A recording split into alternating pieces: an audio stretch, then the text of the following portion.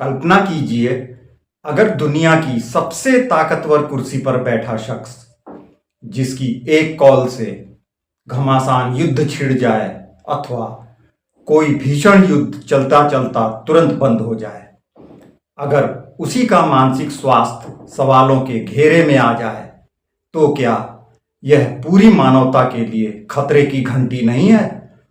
जाहिर है कि दुनिया का सबसे शक्तिशाली देश अमेरिका का राष्ट्रपति ही माना जाता है। नए खुलासे के चलते दुनिया की चिंता इस मामले में काफी बढ़ गई है। वैसे तो डोनाल्ड ट्रंप के मानसिक स्वास्थ्य को लेकर यह बहस पिछले कई सालों से अमेरिका ही नहीं, पूरी दुनिया में लगातार चलती रही है।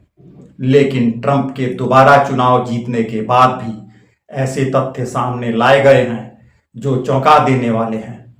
यह मुद्दा जितना सनसनीखेज है, उतना ही रहस्यमय भी। पूरे मामले को समझने के लिए 7-8 साल पीछे से लेकर आज तक की कहानी समझनी होगी। 2017 में पहली बार ट्रंप के राष्ट्रपति बनने के बाद हजारों मानसिक स्वास्थ्य पेशेवरों ने एक ओपन लेटर पर हस्ताक्षर किए।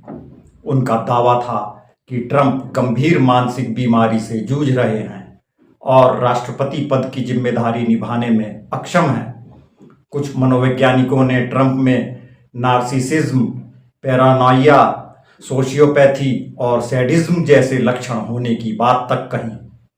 मैलिग्नेंट नार्सिसिज्म, खतरनाक मानसिक बीमारी, ये शब्द उस समय अमेरिकी मीडिया की सुर्खियां बन गए। लेकिन यहीं से एक और बहस शुरू हुई। क्या बिना प्रत्यक्ष जांच के किसी सार्वजनिक व्यक्ति का मानसिक मूल्यांकन करना नैतिक है?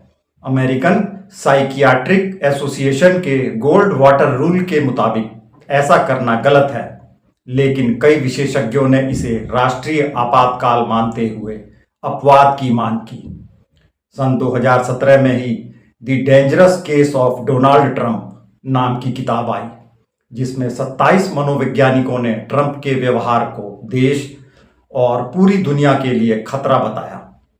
उनका कहना था कि ट्रंप के फैसले, भाषण और ट्वीट्स अमेरिका की मानसिक सेहत तक को प्रभावित कर रहे हैं।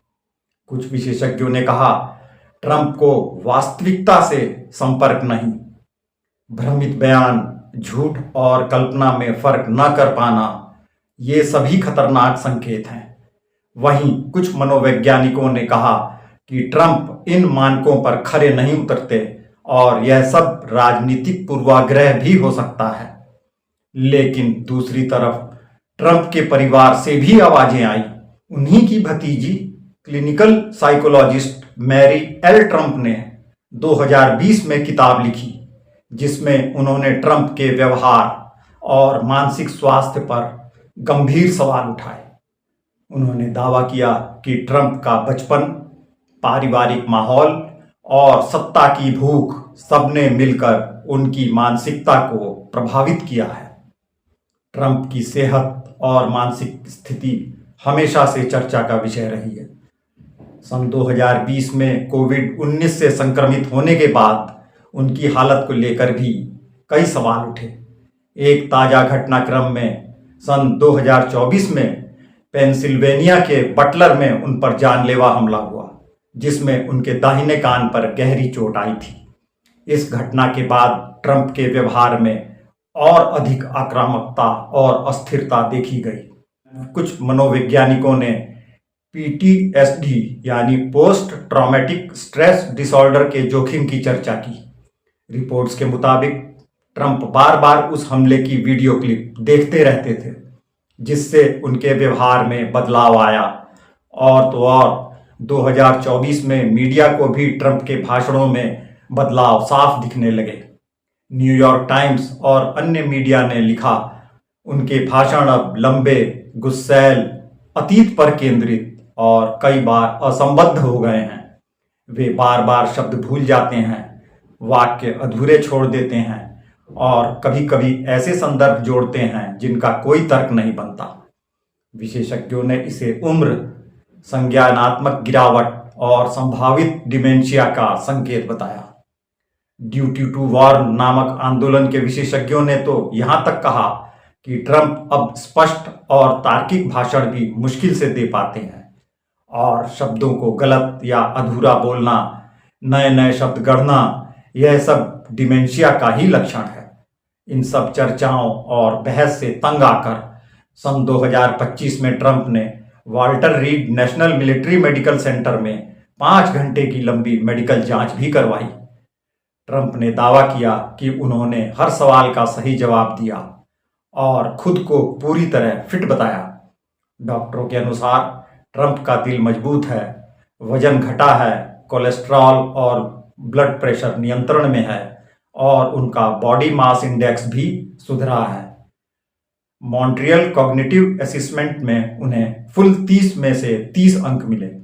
व्हाइट हाउस की रिपोर्ट के मुताबिक ट्रंप न सिर्फ शारीरिक रूप से बल्कि मानसिक रूप से भी पूरी तरह फिट हैं। हालांकि विस्तृत मेडिकल रिपोर्ट पूरी तरह सार्वजनिक नहीं की गई है। ट्रंप के मेडिकल रिकॉर्ड्स की पारदर्शिता पर भी सवाल उठते रहे हैं। सन 2024 के चुनाव के दौरान 200 डॉक्टरों ने ओपन लेटर लिखकर मांग की थी कि ट्रंप को अपनी मेडिकल जानकारी सार्वजनिक करनी चाहिए, क्योंकि उनकी उम्र और जिम्मेदारियों को देखते हुए पारदर्शिता जरूरी है।